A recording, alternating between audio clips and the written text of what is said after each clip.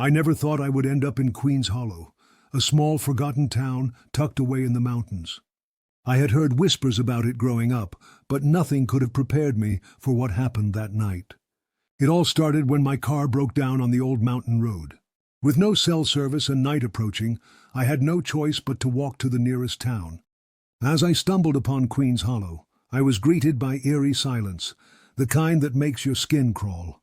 The town seemed frozen in time, with old decaying buildings and streets lined with overgrown weeds. But the thing that struck me the most was the statue in the town square. It was a statue of a woman, her face twisted in a cruel sneer.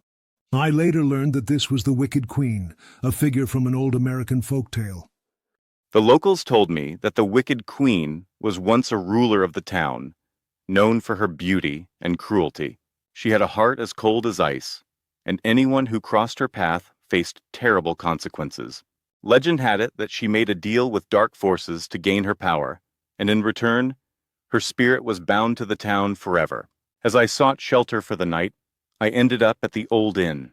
The innkeeper was an elderly woman who seemed hesitant to speak to me, but I managed to get a room. She warned me to stay inside and lock the doors after dark. The room was musty, with creaky floorboards and an old, cracked mirror. I tried to sleep, but strange noises kept me awake.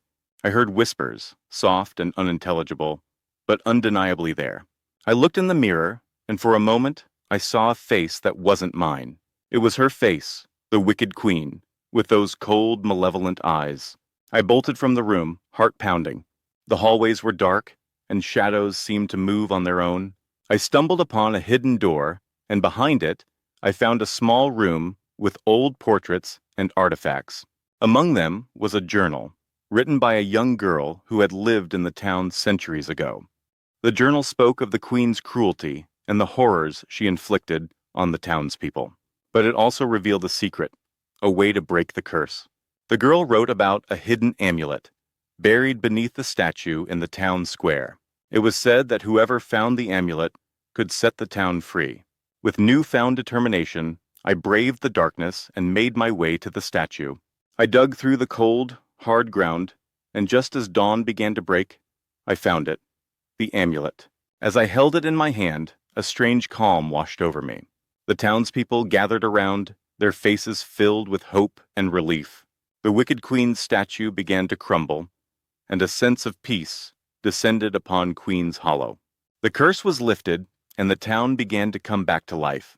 I left Queen's Hollow that day, knowing that I had witnessed something extraordinary. The Wicked Queen's spirit was finally at rest, and the town was free from her dark grip.